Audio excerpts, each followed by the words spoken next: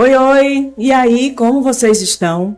Hora de mais um episódio aqui do É Sério Podcast. Eu já peço que se você ainda não segue o meu canal, você está perdendo conteúdo de qualidade. Toda semana eu sempre posto um assunto diferente, uma entrevista que com certeza vai interessar você e você vai ter vontade também de compartilhar. Lembrando que nós estamos aqui no YouTube, estamos também no Deezer e no Spotify, onde você pode nos ouvir e assistir aos episódios. Tem vários lá. Pelo que eu estava calculando ali, tem mais de 140 episódios, isso me deixa muito feliz. Agora, o que você precisa fazer é se inscrever no canal, porque dessa maneira o YouTube tem como mandar para você sugestões. E não esquece de ativar o sininho também, para que toda vez que o episódio estiver no ar, você ser avisado, tá bom? Gente, já tem há uns 2 ou 3 meses que eu tenho tido a oportunidade de trazer para conversar aqui comigo os parlamentares da nossa Câmara Municipal de Maceió. Não é? Todos eleitos aí pelo povo, algum ou um ou outro que foi substituindo, né, os que já tinham sido eleitos, mas que estão vindo aqui com um papel diferente. Não é aquela questão de criar polêmica, mas de conhecer um pouco da história de cada um dos nossos representantes. E a minha entrevistada de hoje, ela é reeleita, tá? Já vai aí no seu segundo mandato. Ela trabalha muito ali pela questão dos direitos humanos, da educação, da saúde e da justiça social.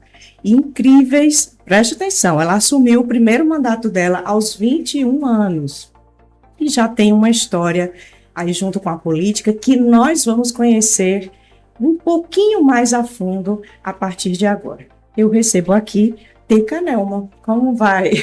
Oi, meu bem, muito obrigada pelo convite, estou muito feliz de ter a honra de estar aqui conversando junto com você, batendo um papo e escutar também, debater construções políticas do futuro e do presente, contando um pouco da minha história. Aí eu faço uma pergunta que é bem simples, Teca ou Teca Nelma? Então, o que você prefere? É uma pergunta que as pessoas sempre me fazem, né? Mas Teca vem de Tereza. Sim. Então, meu nome mesmo de registro é Tereza Nelma. Mas, desde pequena, antes de eu nascer, meu pai fez um poema. Meu pai é escritor e jornalista. E aí ele fez um poema pra mim, Teca, e era o poema que ficava no meu quarto, num quadro. E desde antes de eu nascer, já era Teca, Teca, Teca. Eu cresci sendo chamada de Teca. Mas se me chamar de Teca, eu também vou atender, não tem problema não. Mas é Teca. E como é que foi a tua referência para o mundo da política? Eu sei que sua mãe já é política, e quando é que começou você se entender por essa área, gostar dessa área? Então, desde que eu entendo por gente, eu respiro e vivo política dentro da minha casa, né? Meu pai, ele não é mandatário, mas ele é um ser político. Na época da ditadura militar, ele foi preso, foi torturado e exilado do país durante 8 anos por ser jornalista e tentar expor a verdade do que acontecia naquela época.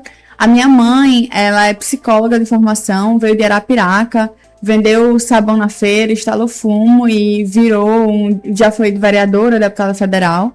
Então, desde muito pequena, eu participava das campanhas políticas, tem foto minha bem pequenininha, carregando bandeira, na cacunda das pessoas, no colo, pedindo votos junto com ela. Então, é algo que está nas minhas veias, né? É algo que me inspira diariamente ter essas pessoas dentro de casa e que transformaram minha visão de mundo e me criaram com esse aspecto de lutar pela justiça social desde muito pequena. Uhum. E a gente vê que você permeia por várias áreas, né? Não é só a questão, só os direitos humanos, só a diversidade, só a saúde. Você se identifica particularmente com alguma coisa que você diz, não, isso aqui é o meu carro-chefe, embora eu também faça outras coisas. É difícil escolher só uma pauta, viu? É muito difícil, sendo bem sincera. Eu acho que, assim, o compromisso que eu sempre tive foi no combate à desigualdade social, para a gente redistribuir a riqueza no nosso país.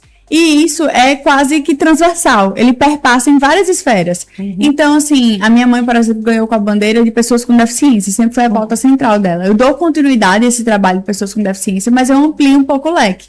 Eu falo de mulheres, da população LGBTQIA+, da população negra, dos animais. Por exemplo, eu sou vegetariana. Então, desde meus 15 anos, eu parei de comer os animais, né? Primeiro eu parei a carne vermelha, depois a carne branca, depois o peixe e assim por diante. Daqui a pouco tá vegana. É uma construção. Eu já fiquei um tempo sem ovo, mas por eu fazer muita campanha política, sempre que eu vou na casa das pessoas, as pessoas preparam pra mim alguma coisa, que eu fico muito grata. E se não aceitar, é desfeita. Exatamente. Então ficava muito difícil de eu não comer um bolinho, de eu não comer um cuscuz com ovo, uma tapioca. E aí acabou que eu voltei a comer ovo pela convivência social mesmo, no trabalho que eu escolhi pra minha vida. Então eu entendo que combater a desigualdade social é o meu propósito. E aí eu perpasso ele por diversas outras pautas. Eu tenho aqui que um dos seus assessores me encaminhou, acho que foi Caio, alguns PLs, né, alguns projetos, que então a gente vai tentar destrinchar um pouquinho. Claro. São vários. Eu não tenho como eu fiquei pensando, sabe? Porque assim, eu recebo várias críticas pelos meus posicionamentos políticos, alguns até muito polêmicos. Mas uma crítica que eu não aceito é dizer que eu não trabalho. Porque essa história que política não trabalha é do passado. Os políticos jovens, novos, de renovação, não têm essa história. E eu me inspiro muito no trabalho da minha mãe, porque minha mãe trabalha de domingo a domingo. Eu me inspiro muito no trabalho dela. Inclusive, quando eu ganhei a primeira eleição com 21 anos, eu tratei muito na terapia que eu queria o domingo pra eu ser uma pessoa normal. Então, eu ir no cinema, sair pra comer com minhas amigas. E foi a maior briga familiar dentro de casa, porque minha mãe achou um absurdo eu reservar todo domingo do ano pra ter uma folga. Então, ela é workaholic total, ela ama trabalhar. E aí, a gente trabalha bastante. Então, assim, eu tenho muito serviço prestado, muito projeto de lei, muitas moções, requerimentos, disposição, meu gabinete está sempre aberto, eu sempre estou na Câmara. Então, assim, essa crítica de falar que eu não trabalho não cola muito, porque a gente tem muito trabalho e muito projeto de lei aí para a gente discutir. Então, vamos lá. Na área racial, tem aqui a lei de cotas, que reserva 20% das vagas para pessoas negras em concursos públicos, de 2021. Exatamente. Esse projeto de lei foi bem emblemático. Primeiro porque a capital alagoana estava em 10 anos em atraso em relação ao governo federal. O governo federal já tinha instituído a lei de cotas. Aí os concursos federais, eles valiam, mas nos concursos municipais não tinha lei de cotas. E a gente estava em 10 anos de reparação em atraso. E aí a gente conversou com o Movimento Negro. O Movimento Negro também veio propor essa ideia. A gente já tinha essa ideia, acabou casando as duas coisas. E conjuntamente com o Movimento Negro, depois de um ano de muito trabalho, a gente conseguiu a aprovação dessa legislação. E o mais legal é que já teve um concurso público da Câmara de Vereadores de Maceió. E nesse concurso público já teve, inclusive, pessoas utilizando essa cota para entrar no serviço público. Que é muito importante que a gente veja a efetividade de uma legislação que foi criada junto com o movimento social, indo para a Câmara, fazendo manifestação, audiência pública, fazendo um lobby mesmo de conversar com cada vereador, explicando a importância do projeto, colhendo assinatura. Então foi um processo longo, cansativo, mas muito gratificante, porque transformou a vida de várias pessoas. Lembrando que você, quando foi eleita pelo primeiro mandato, foi para um partido, né? E qual foi o partido? PSDB. Pronto. E aí você já está no PT há quanto tempo? Estou no PT, tem quase 2 anos. Sentiu muita diferença? Algum tipo de resistência? Como é que foi? Senti bastante. Porque assim, o PT é um partido vivo, sabe? Tem militância, tem organicidade, tem instância partidária. Então, assim, esses primeiros 2 anos eu patinei um pouquinho para entender todos os trâmites que corriam dentro do partido, porque o PSDB não tinha tanto essa militância viva como a gente vê dentro do PT, com opiniões, com discussões, com construções de mandato, prestação de conta para o partido. Era uma situação meio cartorial anteriormente, e agora eu tenho outras instâncias, faço parte de eleições internas, é um processo dinâmico. Então, assim, é bem distinto. E assim, o PT sempre foi a minha cara, sabe? Meus posicionamentos, o que eu defendia na Câmara de Vereadores. Eu estava em outro partido por circunstâncias políticas locais, não por convicção minha. E aí agora eu tô dentro da minha casa, onde eu me sinto muito mais tranquila. Entendi. Então vamos lá. Direitos humanos, você também tem um que foi o de vedação de arquitetura hostil em Maceió. Explica melhor isso aí. É meio confuso, né? Quando a gente fala arquitetura hostil, o povo pensa, oxe, o que é isso? Mas eu vou lembrar de uma figura que eu acho que muita gente conhece, o padre Júlio Lancelotti. Sim. Foi ele que iniciou esse processo em todo o Brasil. O que aconteceu? O que é essa arquitetura hostil? É prejudicar pessoas que estão em vulnerabilidade, em situação de rua, que estão abandonadas muitas vezes, que estão ali por precisar de ajuda. Por exemplo, a questão de um banco. não fazer o banco reto, fazer o banco com inclinações para não deixar uma pessoa dormir. Entendi. Isso é uma arquitetura hostil. Debaixo do viaduto, colocar pedregulhos debaixo do viaduto para não deixar que uma pessoa se abrigue naquele espaço. Ele não resolve o problema social que aquela pessoa está abandonada por estar ali. Nenhuma pessoa escolhe estar morando na rua, porque não existe nem morar na rua, né? Como é que a pessoa mora na rua? Mas está em situação de vulnerabilidade, ninguém escolhe essa posição. É uma pessoa que está em muito sofrimento, normalmente sofrimento psíquico muito grande, aliado às vezes ao consumo de substâncias ilícitas, enfim. É um conjunto, né? Não tem uma só razão para a pessoa estar ali. E a arquitetura hostil é justamente evitar que essas pessoas sejam mais prejudicadas. A gente conseguiu a aprovação desse projeto, infelizmente na época foi vetado pela prefeitura, mas a gente conseguiu, junto com o padre Júlio Lancelotti, que postou inclusive nas suas redes sociais, a gente conseguiu a derrubada do veto pela Câmara de Vereadores. E a gente já conseguiu que fosse efetivada essa legislação também, retirando alguns pontos de arquitetura hostil na cidade de Maceió. A gente tinha a questão até de quando você vai construir uma loja, vai fazer a reforma de uma fachada, das marquises, né? Sim. Porque tinha gente que tirava aquelas marquises ali, justamente porque pessoas ficavam ali. Interessante, vamos lá. Voltado para a questão da mulher, tem aqui a da dignidade menstrual, a da Maria da Penha nas escolas, o que é muito importante, né? Trabalhar com essa juventude aí, para entender logo como é que funciona. Exatamente. Da mulher é um tema primordial. E assim, eu sempre falo, não basta ser mulher. Tem que ser uma mulher que luta por igualdade. Não é automático, eu sou mulher, já estou lutando. Infelizmente, até deveria ser, né? Porque são tantos machismos que a gente sofre, tanta opressão, tanto assédio, tanta violência. O mundo é muito violento com as mulheres. E é muito triste acordar diariamente e ver uma mulher, enfim, sendo assediada, assassinada. Todo dia a gente acorda com uma notícia diferente, né? E aí a gente pensou no Maria da Penha Vaz Escola justamente como combater e reconhecer. Esse projeto também específico é importante para mim, porque eu fiz Relações Internacionais, iniciei na UEPB, que é da Paraíba, e transferi para a UNB, e terminei na UNB. Quando eu estudava na Paraíba, a gente tinha um chamado PUA, Projeto Universidade em Ação, que a gente também ia para os bairros trabalhar a estratégia de paz em territórios que eram violentos. E aí, a gente trabalhava muito com as crianças. E às vezes, as crianças não reconheciam que estavam em ambiente violento. Não entendiam que aquilo era violência. Acho que fazia tanto parte da realidade, né, do cotidiano delas, que para elas era normal. Exatamente. E aí eu lembrei, aí quando eu vi esse projeto sendo gestado no governo federal, alguns deputados federais estavam debatendo sobre isso, aumento também dos feminicídios que está acontecendo em todo o Brasil, é quase uma epidemia. Eu lembrei dessa experiência pessoal que eu tive e tudo foi se alinhando. É muito importante que a gente eduque as nossas crianças e nossos adolescentes no que é violência doméstica e aí como denunciá-la, porque, enfim, a maioria dessas crianças também estão em situação de violência. Se a mãe está sofrendo violência, é muito provável que a criança também esteja. Então, Maria da Penha Vaz Escola justamente é isso, a gente está lutando pela sua implementação. Foi aprovado, a gente conseguiu que ele fosse promulgado, mas a gente está lutando pela sua efetivação e, inclusive, o governo federal está alinhado com isso. Eles também estão lançando nacionalmente esse projeto, justamente para a gente educar e proteger as nossas crianças e adolescentes sobre o que é violência doméstica. Aí vale só para as escolas públicas ou vai valer também para as escolas particulares? A gente quer para as duas, a gente quer que a gente tenha essa introdução em todos os aspectos. Mas ainda não foi efetivada a legislação, ela foi promulgada e a gente está buscando para que ela seja efetivada. O da dignidade menstrual também é muito importante, eu acho que foi muito famoso pela questão da pobreza menstrual, criança deixa de ir para a escola quando está menstruada, porque não tem acesso ao absorvente, mas especificamente a gente foi conversar com as mulheres marisqueiras quando estava esse boom da pobreza menstrual. E a gente descobriu que principalmente as mulheres marisqueiras preferiam comprar comida do que gastar dinheiro com absorvente. Porque justamente o valor para elas é tão pouco do que elas recebem do sururu que elas tinham que escolher.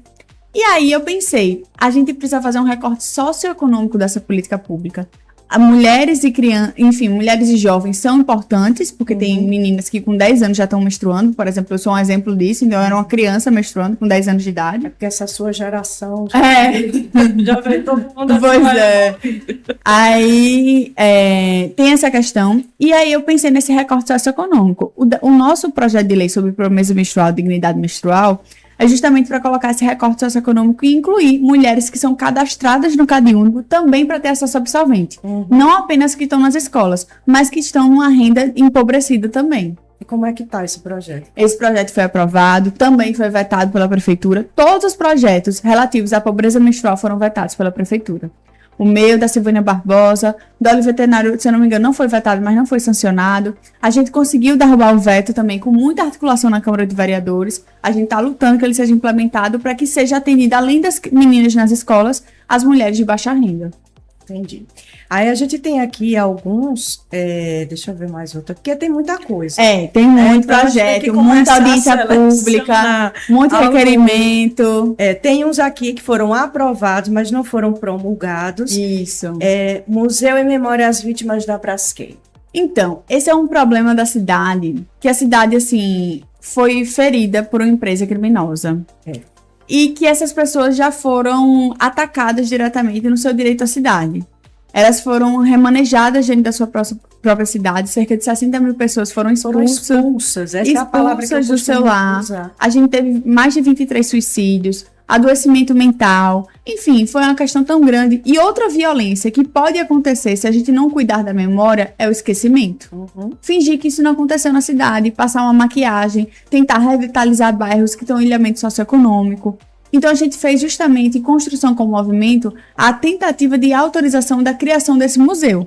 A gente está em diálogo com a UNEAL, que também tem uma proposta de criação de uma curadoria para fazer uma exposição, e a gente quer, conjuntamente com a Prefeitura, fazer uma exposição permanente. E essa exposição permanente acaba virando um museu. Então a gente conseguiu a aprovação dessa legislação, depois de longos anos tramitando, justamente para que a gente não tenha mais uma violência às vítimas da Braskem, que eles não sejam esquecidos, que eles sejam lembrados das suas lutas e suas histórias. Porque o que acontece? A gente vê muitos influenciadores, quando vêm conhecer Maceió, aí eles passam ali pela parte onde era o Pinheiro, Bebedouro, e mostram aquilo ali como um cenário de guerra. Virou meio que um ponto turístico ruim, né, daquilo que a gente não queria que acontecesse, e a gente fica com uma imagem extremamente deteriorada, porque não foi uma coisa humana o que foi feito com aqueles bairros, né? E assim, e nos flechais ainda tem gente morando. Exatamente. Essas pessoas estão esquecidas, abandonadas, eles precisam, assim, de serem com olhar, enfim, um olhar de reconhecimento dessas lutas dessas pessoas, porque eles estão lá ainda, eles ainda existem. Tem outro aqui, ó, que é bem interessante, em relação ao enfrentamento ao feminicídio. Esse aí nunca deixou de ser tão atual, né? É verdade, assim. É uma epidemia que a gente está vivendo aqui no Brasil, em todo o mundo, mas especialmente no Brasil, de violência contra a mulher. A gente faz muita palestra, sabe, sobre mulheres na política, especialmente nesse mês de março que passou. Muita gente chama a gente para falar de mulheres na política e tudo mais, e eu acabo sempre tocando nesse ponto de violência. E quando eu pergunto assim, alguém aqui conhece uma amiga que já sofreu algum tipo de assédio? Alguém conhece uma amiga que já foi violentada de alguma forma? E é quase unânime que todas as meninas, todas as mulheres sempre levantam a mão. Porque a gente tem um processo que a gente tem que tomar cuidado, é desnaturalizar a violência. A gente não pode, tudo que a gente reclamar, ser taxado de mimimi, de mulheres histéricas, de mulher reclamona, de mulher briguenta, de enfim, arengueira, como aqui a gente chama, né? Costuma chamar. Mas aqui é uma mulher que tá ali sofrendo algum tipo de violência e ela que tem que determinar se como é essa violência, sabe? Então, assim, esse primeiro processo de desnaturalização da violência é algo que eu tento sempre pautar dentro da Câmara de Vereadores, dentro da política, porque existe outra tipificação nova que é a violência política de gênero. E a gente tá tentando combater essa também. Mas, às vezes, a violência é tão intrínseca que não se reconhece como violento. E quando a gente reclama, a primeira coisa, isso é mimimi, deixa isso pra lá. Ou senão, assim, você não quis entrar na política, aguenta que só vai ficar pior. E a gente tenta desmistificar esse processo e dizer que já é difícil para as mulheres acessarem esse espaço e é mais difícil ainda permanecer nele. Por isso que a gente precisa de mais mulheres na política para transformar essa realidade. Hoje a Câmara conta com quantas vereadoras? Somos, nesse pleito agora? Eu, vereadora Silvânia Barbosa, vereadora Olivia Tenório, vereadora Janine Beltrão e vereadora Fátima Santiago. Então aumentou do último pleito para cá? Então, aumentou, mas proporcionalmente não, porque aumentou o número de vagas. Então, são 5 mulheres entre 27 homens. 27 no total, 22 homens e 5 mulheres. E, na sua opinião, por que as mulheres não participam tanto da vida política? Então, primeiro a gente tem que fazer um recorte histórico. É muito recente quando a gente foi considerada ser político. Porque há pouco tempo atrás, a gente estava considerado na esfera privada do Estado. Então, não tinha essa intervenção. Era aquela história, entre marido e mulher não se mete a colher, a gente não tinha direitos femininos, a mulher não podia votar, a mulher era violentada e o Estado não poderia intervir. Até que a gente conseguiu furar essa bolha com muito esforço do movimento feminista. A gente passa a poder votar há 100 anos atrás, aproximadamente, e os primeiros votos eram com autorização do marido e também com a questão de renda. Não era todo mundo que podia votar, né? Era só quem tinha renda suficiente e autorização. Então não era voto. Era, enfim, a gente podia classificar como outra coisa. E aí, a política não foi pensada por nós e para nós. Tem esse aspecto também. E clássico para mim é que em 2016 foi construído o primeiro banheiro para senadoras. Então, assim, não se esperava que a mulher chegasse ao Senado. Que nem banheiro para uma senadora existia. E outro caso clássico também que a gente cita, aqui em Maceió, a gente foi instituir a licença maternidade em 2021. Então, até em 2021 não tinha licença maternidade para vereadores. E a gente só pensou porque uma vereadora engravidou. E a gente tinha certeza que tinha licença maternidade no regimento. A gente, não, você vai tirar licença. E quando ela foi tentar tirar licença, com o afastamento de mais de 4 meses, que são 6, o suplente iria assumir. Todos os cargos dela iam ser destituídos. Todo o processo que ela fazia é um absurdo. Então, por exemplo, a vereadora Olívia não teve direito à primeira licença maternidade dela. Foi aí que a gente conseguiu aprovar na Câmara de Vereadores, com muitos comentários contrários dos vereadores homens, que inclusive falavam assim, você já tem muita assessora, não precisa não de licença. Mas assessora parlamentar e cuidar do seu filho são 2 coisas bem diferentes. Mas a gente conseguiu a aprovação também. A gente tem que falar também da dupla e tripla jornada de trabalho. Tem a questão da mulher que cuida de casa, cuida dos filhos, às vezes cuida até do marido, trabalha fora de casa. Principalmente do marido. Acho que vale por tudo isso aí. E imagine o tempo para pensar na política. As estruturas partidárias de partidos como um todo não foram pensadas nessa questão das mulheres. Agora que tivemos alguns avanços com cota feminina, o partido, por exemplo, que eu estou atualmente, o PT, ele tem a cota também de 50% nos cargos de poder para as mulheres, que foi adquirida também pelo movimento feminista. Então, assim, a gente está avançando agora. É pouco tempo que a gente é reconhecida como um ser político, porque a gente sempre foi, mas não existia esse reconhecimento. E aí, a gente precisa cultivar e cativar mais mulheres para esse espaço, que também é nosso. Apesar de ser violento, a gente resiste. Vamos lá. Proibição de fogos de artifício sem estampido. Isso aí é importantíssimo, porque quem tem pet sofre, né? Aliás, os dois sofrem, o pet e o dono, que fica aquela confusão. Enfim, como é que tá esse processo aí? Esse projeto foi aprovado também. Ele tinha uma carência dos 2 anos. A gente já tem também um projeto estadual que foi aprovado também, e essa carência do Estado também já passou. Esse foi um projeto que foi muito pensado também com os autistas. A gente tá em abril, né? Abril Azul. E aí, hoje é o dia 2. E é o dia de conscientização. E aí, o que acontecia? Existia um vídeo de um pai de uma pessoa com autismo. Gravou o vídeo do seu filho frente a... que se desorganizou frente a fogos de estampido. Aqui no município de Maceió. E esse vídeo viralizou. Todo mundo viu esse vídeo. A criança desorganiza, chora, entristece. E, ao mesmo tempo, os abrigos de animais, os cuidadores de animais falam que toda vez que tem fogos, tem animais que até acabam morrendo justamente pela quantidade de decibéis. O som é muito alto, o susto. Enfim, é um processo doloroso para os animais e para os seres humanos. Aí tem as pessoas acamadas também, as pessoas enfermas, tem as pessoas idosas. Enfim, tem uma gama de pessoas que são prejudicadas por fogos de estampido. E a primeira coisa, quando a gente pautou esse projeto, que ele também foi bem difícil de aprovar, e os donos de banca de fogos? Você vai tirar emprego do trabalhador, você vai tirar emprego de pai de família. E não é isso que a gente quer. A gente quer que continue os fogos, só sem o estampido. Existem fogos mais atualizados que não têm estampido e não prejudicam, ou são de baixo som. Enfim, tem alternativas. A gente não quer acabar com a indústria de fogos e que esses pais de famílias fiquem desempregados. A gente quer uma atualização de mercado para que não prejudique a vida de pessoas e de animais também. Então foi um projeto de lei que a gente lutou junto com o movimento dos autistas, junto com o movimento dos animais, das pessoas idosas, com muita gente que entendia que isso era uma prioridade, e a gente conseguiu, depois de longos anos, com algumas emendas, alguns pedidos de vista, vai, volta, vem, a gente conseguiu a aprovação desse projeto também. Esse ano você percebe que a legislação, aliás, o contato, né, o convívio lá com seus colegas, tá melhor, não tá? Porque a gente sempre escuta muitas polêmicas e a gente acompanha muito as redes sociais. E eu peço também às pessoas que vão acompanhar esse episódio, seguinte, gente, a Câmara, ela disponibiliza para a população todas as sessões no canal no YouTube. Então, para que a gente possa reclamar de alguma coisa, a gente tem que primeiro conhecer o que está acontecendo ali, saber o que é que cada vereador está lutando, que cada vereador está pautando ali, e se ele realmente está cumprindo com aquela listinha que ele disse que estava fazendo, que ia fazer quando se candidatou. Então, para que tudo caminhe direito, é preciso que a gente acompanhe. A nossa função é fiscalizar os vereadores, que já devem fiscalizar o prefeito. E cada um seguindo seu papel, a coisa funciona legal. Mas a gente sempre vê polêmicas. A Tecanelma bateu de frente com não sei quem, o vereador tal, aí tá lá, X versus Tecanelma. Se fosse virar meme, já tava campeão, né? É verdade. Então, eu sou uma pessoa muito combativa, né?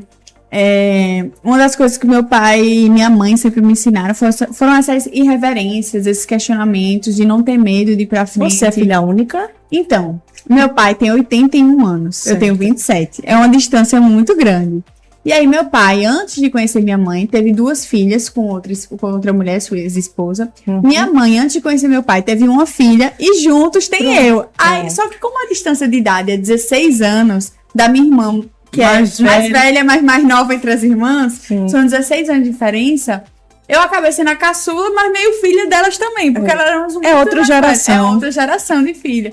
Então, assim, eu não sou filha única, eu tenho irmãs, mas é uma distância geracional muito grande. Então, assim, eu sempre fui ensinada a esse questionamento, essa reverência. Na escola eu fazia parte como representante de turma, representante de jogos internos, arrecadação de coisa. Sempre estava nesses movimentos de liderança. E uma das coisas que eu tenho maior orgulho são 2 coisas, assim. A primeira é a minha palavra. Eu sou uma mulher de palavra. E você pode perguntar aos vereadores também, viu? Porque a gente se fala, tem geralmente comentário na Câmara aqui. Aqui tem mulher de palavra. Homem nem tanto, mas mulher tem. Aí eu sou uma mulher de palavra, assim, eu não volto atrás. Enfim, quando eu assumo um compromisso, eu vou até o fim. Eu sou uma mulher de palavra. E a outra coisa é a minha independência. Eu gosto muito de ser independente, de poder falar o que eu penso, de questionar. Enfim, de ter esse trabalho de independência, de poder falar o que eu penso, é algo que é muito caro pra mim. E eu não falo nem do aspecto financeiro, de um aspecto pessoal. A minha independência é algo que é muito importante nesse aspecto político dessa construção. E eu também sou do espectro da esquerda. E a gente hoje tem uma Câmara de Vereadores que tem a sua maior parte de direita. Então fica meio assim, eu versus a Câmara em alguns momentos. Por isso que fica tanto Tecanelma isso, Tecanelma aquilo, porque infelizmente eu não tenho tantos colegas parlamentares de esquerda e que acaba que resulta num dinamismo junto comigo. Mas assim, quando eu ganhei a eleição com 21 anos e agora que eu tenho 27 anos, parece que se passaram 20 anos nesses 7, sendo bem sincera. Pelo nível de experiência que você adquiriu aí ao longo desses anos. A maturidade, o crescimento. Você pode perguntar aos vereadores, até o presidente Chico Filho mesmo, quem era Tecanelma, ele disse, você dá muito trabalho. Realmente eu dou trabalho, continuo dando trabalho. Mas quem era, quando eu iniciei para agora, existia um crescimento, um amadurecimento muito grande. Então, eu aprendi a lidar melhor o relacionamento e eu já tô mais, assim, macaca véia desse aspecto. Já sei lidar melhor com algumas coisas, sair de alguns aspectos. Eu tenho um equilíbrio. É um equilíbrio maior. Porque, assim, eu sempre digo que tem pessoas que nascem para ser médicas, nascem para ser professoras, jornalistas, enfim. Cada um nasce com um dom. E na minha cabeça, eu nasci para combater a desigualdade social através da política. Eu nasci para isso. Então, a política é algo que é intrínseco a mim, assim, é meu, é vivo. Então, eu já adoeci mentalmente pela política, já me recuperei pela política. Quando tem nuances difíceis no Brasil, eu fico triste. Então, é um sentimento vivo. Não é que eu consigo, assim, cheguei em casa, tchau, política, vou dormir, amanhã é um novo dia. É algo que eu levo pra mim mesmo. Então, assim, teve um crescimento, um amadurecimento, melhorou o relacionamento dentro da casa. Eu ainda tenho discordâncias políticas, mas eu consigo respeitar e ser respeitada dentro desse aspecto. Mesmo discordando politicamente, depois vai ter um bom dia, boa tarde, boa noite, um cumprimento, e a gente ser cordial com o colega fora daquele embate. Isso aí a gente consegue ter essa harmonia dentro da casa hoje. Que bom, que bom. Outra pergunta, você é formada em Relações Exteriores, né? Isso, Relações Internacionais. Relações Internacionais. De que maneira você está trazendo o conteúdo que você se formou para dentro do seu mandato? De que maneira você está fazendo isso? Eu tenho essa formação, eu também tenho um mestrado. Eu sou mestre em Gestão e Políticas Públicas pela Fundação Getúlio Vargas de São Paulo, pela FGV. Então, eu continuo estudando e continuei estudando para trazer o melhor aqui para Maceió, para o estado de Alagoas, enfim, para as minhas contribuições. A primeira coisa que a gente tem que entender é que hoje o mundo é interconectado. A gente não tá, assim, Maceió não tá fora de Alagoas, não tá fora do Brasil, não tá fora do mundo. As guerras internacionais, as mudanças econômicas internacionais afetam a vida do maceioense. E a gente precisa entender e avaliar até que ponto isso está afetando ou está sendo aproveitado por outras pessoas para utilizar como desculpa para alterar os preços, por exemplo. Então, é uma preocupação que a gente tem. Tem outra questão também que a gente usa, que é a paradiplomacia. Não apenas o Brasil ele faz a diplomacia, os estados e municípios conseguem fazer relações internacionais também. E a gente pode utilizar para trazer mais investimento financeiro de outros países para o próprio município. Tem várias formas de utilizar. Mas uma coisa muito interessante é que meus professores de mestrado da FGV, a gente conseguiu construir uma parceria muito legal. E, inclusive, tinha um projeto de lei que eu levava junto com eles para tirar dúvidas, porque são pessoas com muito mais experiência do que eu, tinha acabado de ganhar a vida, enfim, nessa esfera pública, e eu tinha muitas dúvidas. Será que a gente consegue implementar? Como é que vai ser o burocrata a nível de rua? Como é que ele vai implementar um projeto de lei como esse? Se eu ter mais especificações, ou o decreto da prefeitura vai resultar? Tinha um projeto que a gente conseguiu barrar graças a uma professora minha. Eu tinha uma professora sobre tecnologia. Sim. E de educação, tecnologia, informação. E aí, naquela época de NFT, a senhora lembra? Deus. NFT. Que era um projeto, que era um programa, enfim, um processo internacional, que era de criar imagens e vender essas imagens internacionalmente. Sim. Sobre o título. Que tinha até o Neymar comprou um macaco, não sei se você lembra desse macaco específico, foi bilhões de dólares, era uma imagem, você tinha o poder sobre uma imagem, era uma coisa meio confusa. E aí Maceió queria sair na frente e vender seus títulos também internacionais como NFTs. E aí eu perguntava para os vereadores, mas vocês sabem o que é NFT? E todo mundo ficava assim, mas o que é isso? E queriam aprovar, a gente conseguiu barrar justamente com a ajuda da minha professora, trazendo explicações que não era prudente para algo que não estava nem regulamentado internacionalmente, a gente já querer entrar nesse mercado. Inclusive, logo depois caiu as ações vertiginosamente e a gente acabou nem dando continuidade a esse processo. Mas os meus professores de mestrado me ajudam até hoje, assim, sempre que eu peço, que eu preciso. Minha tese de mestrado foi justamente sobre o investimento na assistência social do município de Maceió, na falta de investimento. A gente tem uma lei municipal que determina que 5% do orçamento tem que ir para assistência, e hoje vai em torno de 1% apenas, está descumprindo a lei municipal.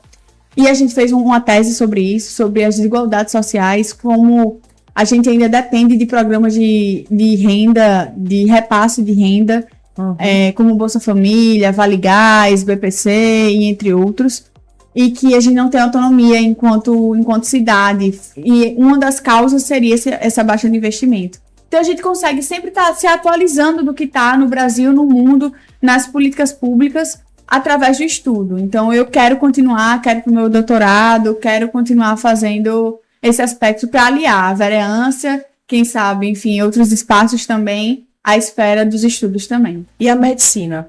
Então, a medicina... A minha irmã é médica e ela sempre brincava quando era pequena que eu ia ser médica também, porque ela estudava e eu era pequena, enfim, pequenininha, queria acompanhar ela nos estudos e estar com ela e não sei o que, enfim, sou apaixonada pela minha irmã Yara Geraína. A gente tem uma conexão assim de outras vidas. Ela foi quase uma mãe pra mim, 16 anos de diferença, enfim. Então, minha mãe estava sempre trabalhando, desde sempre. E você ficava E com minha ela. irmã sempre teve esse papel materno em relação a mim, assim. Eu sou muito grata e apaixonada por ela. E aí, ela é uma das minhas fontes de inspiração também. E aí, quando eu tava em dúvidas, incertezas, eu sempre tive uma pulga atrás da orelha. E se eu fizesse medicina? E se eu partisse pra isso? E se, né? É uma forma também de ajudar as pessoas de outra forma, não através, necessariamente, pode ser através de política pública, mas de uma ajuda direta, de uma mudança na vida. E aí eu cursei 6 meses de medicina, eu tranquei a faculdade, porque agora eu tô tentando voar outros voos aqui no estado de Alagoas, eu tô como pré-candidata a deputada estadual, Era isso que eu ia Assembleia Legislativa. E aí eu não consegui conciliar, porque é um estudo integral, eu tava conciliando com a vereança, mas é integral. E além de ser integral, tem a questão que eu viajo muito pro interior. Eu tô sendo convidada para conhecer várias iniciativas no interior. Então, eu não estava conseguindo conciliar as aulas. Porque além das aulas serem integrais, a carga de estudo é muito alta. Quem disse que medicina não estuda, rapaz, nunca entrou na faculdade de medicina. Porque a carga é muito alta. Pois é. E aí, acabou que eu não consegui conciliar. E aí, como eu tô como pré-candidata, eu resolvi trancar para tentar essa experiência. E aí, no futuro, a gente vê o que é que faz. Aí, quando você falou agora que é candidata, que é pré-candidata a deputada estadual, é só o início, porque você não vai ter tempo de respirar. Porque você imagina, são 102 municípios. Exatamente. Né?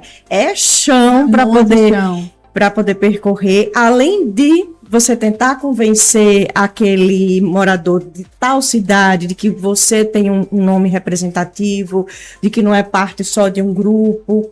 É o convencimento de cada eleitor, sim. né? Quase que de boca a boca, casa em casa. Isso mesmo. E como é que um tá? trabalho de formiguinha. Já está se organizando para isso? Já estamos organizando, estamos recebendo convites, participando. A gente está fazendo um processo chamado Construindo Esperança, que é justamente um seminário para escutar do litoral ao sertão quais são os problemas dos alagoanos e como a gente pode tentar solucionar.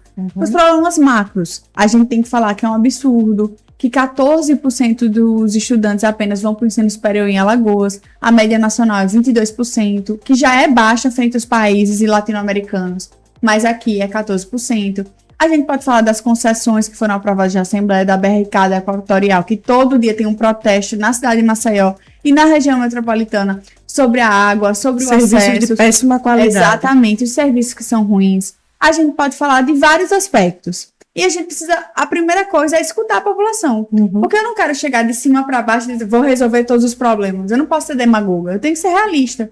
E para isso eu preciso fazer uma campanha voluntária, democrática e participativa. Escutando e construindo minha plataforma eleitoral conjuntamente com o povo. E é isso que eu tenho feito. A gente fez a primeira edição, a gente conseguiu reunir mais de 80 pessoas voluntárias, assim, que foram, a gente lançou na internet o convite.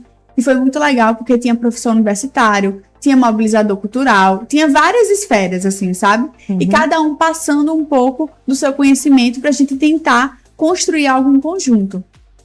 A gente quer fazer mais edições, quer interiorizar, ir pros municípios também, pra tentar escutar as outras regiões e as macro-regiões daqui de Alagoas para a gente tentar construir essa plataforma participativa. E uma coisa que ajuda bastante são as redes sociais, né? Porque como o estado é muito grande, são muitos municípios, então quem está lá em Água Branca pode, inclusive, já ir acompanhando o trabalho da Teca. Eu vou colocar aqui na internet, aliás, aqui no nosso monitor, já a rede social dela, que, por sinal, é atualizadíssima, viu, gente? Você está terminando de ler um post ali, daqui a pouco já tem outro para poder atualizar. Vamos passando aqui um pouquinho. Aqui, ó, estão todas as ações, as sessões da Câmara, as entregas de encomendas, esses projetos que você fala. Vai subindo aí, Gerson, por favor, que é muita coisa. É muita coisa aqui. E aqui eu acho que deve estar o quê? Uns 50% do que você faz? A gente sabe uma coisa que eu sempre falo pra minha equipe, que é muito difícil tentar inventar a roda, né? Tentar criar notícia do que não tem trabalho. Mas a gente tem tanto trabalho que é difícil escoar também de tanta coisa pra gente colocar. Mas, assim, eu tô em todas as redes sociais, Instagram, Facebook, Twitter, TikTok, YouTube, Kawaii. E tudo é Teca Nelma, é um íconezinho rosa. Assim, é uma das formas de a gente se comunicar. Quem quiser entrar em contato comigo, quiser bater um papo, marcar uma reunião, eu tô sempre disponível através das redes. Eu lembro que até quando você assumiu no PT, as pessoas disseram, eu sei que ela vai mudar de cor, porque não, eu mesclo sua mãe é sempre rosa. Eu mesclo as duas. Eu tenho um pouquinho de rosa e um pouquinho de vermelho, porque já ficou uma cor bem característica, né? Nossa, assim, quando tá de rosa pique na rua, já pergunta, até Canelma? E aí eu não queria perder toda essa construção de imagem. Sua mãe, quando a gente via muitas coisas da sua mãe, é tudo rosa. Ela já vinha com esse histórico, né? Com essa marca dela. E essa foto é de 10 anos atrás. Nossa. 10 anos. Essa é minha irmã, Yara Janaína, que é médica. Tá. E a mãe tinha acabado de sair do câncer, tava com o cabelo curtinho, essa aí é com 16 anos. Então, ela ainda faz tratamento médico, ela faz imunoterapia hoje em dia. Mas ela tá bem. Ela vai pra imuno, sai, já vai pra reunião, já vai pro trabalho, já vai trabalhar. Ela é muito ativa, assim. Esse aí foi o seminário Construindo Esperanças que a gente fez. Essa aí foi a galera que a gente conseguiu reunir nesse primeiro evento. Foi muito legal, muita gente bacana fazendo essa construção. Aí foi o seminário, aí aqui a professora Regina Lins, que estava fazendo a apresentação das macro-regiões, tinha o professor Dilson, tinha o Tonholo. O Dilson esteve aqui, inclusive, eu gosto muito das colocações que ele faz em relação ao meio ambiente, a questão da estrutura que Maceió precisa melhorar, né, do plano diretor que não sai do papel, enfim, tem toda uma problemática aí, muito bacana. E como é que você sentiu a receptividade já nesse primeiro evento? É muito legal, sabe? Assim, essa esperança que a gente está criando para Alagoas, de ter uma assembleia aberta para o povo, que escuta a população, que abre as portas. É um anseio que a gente escuta muito do povo, sabe? Assim, não é algo que as pessoas sentem, esse afastamento da assembleia, da sociedade civil. Então, a gente tá tentando quebrar esse bloqueio e botar a cara do povo, assim, a cara dos alagoanos dentro da Assembleia. Bom, eu sei que a gente já conversou um bocado aqui e passamos por um pouquinho de toda a sua história. E eu queria que você deixasse um recado para quem vai acompanhar esse episódio. Não só como pré-candidata, não, mas como cidadã, né? E como brasileira, para as pessoas cuidarem muito bem do voto, porque a gente sabe que é uma responsabilidade muito grande colocar um vereador, colocar um deputado, enfim, seja lá que cargo público for, porque estarão ali durante 4, 8 anos até, representando o povo. E se a coisa não vai andando muito bem, como é que funciona desse jeito, né? Mas você fica à vontade para falar aqui seu recadinho. Primeiro, eu queria agradecer imensamente essa oportunidade de estar aqui batendo papo, de estar conversando, de apresentar um pouco do meu trabalho, fazer uma prestação de contas também. Eu adoro entrevistas, eu adoro bater papo, de conversar, não tenho medo, eu gosto de conversar mesmo, de trocar ideia. Queria dizer que esse é um ano eleitoral, mas um ano das nossas vidas, que vai determinar a qualidade de vida do povo brasileiro. A gente tem que acabar com essa história que já ganhou, que já tá tudo bem. Pelo contrário, a gente tem um compromisso muito grande com a democracia. E pra gente zelar e cuidar dela, a gente tem um espaço que é a festa democrática, que é o poder do voto que cada um tem esse ano. A gente vai eleger governador, deputado estadual, deputado federal e senador, que pode transformar, fazer um país de entreguismo aos Estados Unidos, de entreguismo ao imperialismo estadunidense, ou a gente pode fazer um país ativo, responsivo e também líder internacional. Acho que tudo isso perpassa pela vida dos brasileiros. Se a gente tem o que comer, se a gente tem gás em casa, se a gente tem escola, se a gente tem universidade, se a gente tem mercado de trabalho ativo, aquecido, economia, e tudo isso está sendo entregue pelo governo. E a gente precisa mudar esse jogo e dar continuidade ao que está dando certo. Mas para isso a gente precisa de muita fiscalização e muita vida ativa. Então, o que você falou sobre fiscalizar os vereadores, fiscalizar os deputados é muito importante. A gente precisa saber em quem votou, se essa pessoa está fazendo o que se comprometeu, se as promessas de campanha estão sendo cumpridas, se o trabalho está sendo prestado, porque a gente só avança construindo essa esperança. Ok. Muito obrigada. Eu desejo boa sorte a você, mande um beijo grande para sua mãe. Como eu sou um pouquinho mais velha que você...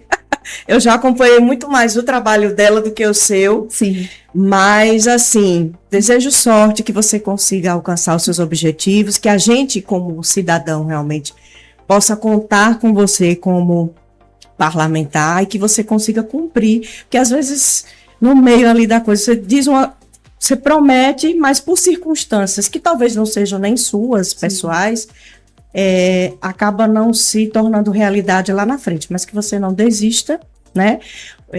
E que você siga em frente. Desejo tudo de bom para você e muito obrigada pela entrevista. Estou à disposição sempre, pode contar comigo. Gente, eu vou ficando por aqui. Um beijo enorme no coração. Compartilhe esse episódio, porque tem muito assunto que com certeza você precisa ter conhecimento. E manda aí para o seu pai, para sua mãe, enfim, estamos em ano de eleição e a gente precisa ter o maior número de informações sobre as pessoas que a gente vai escolher, tá bom? Um beijo grande e até o próximo episódio do É Sério? Podcast. Até lá!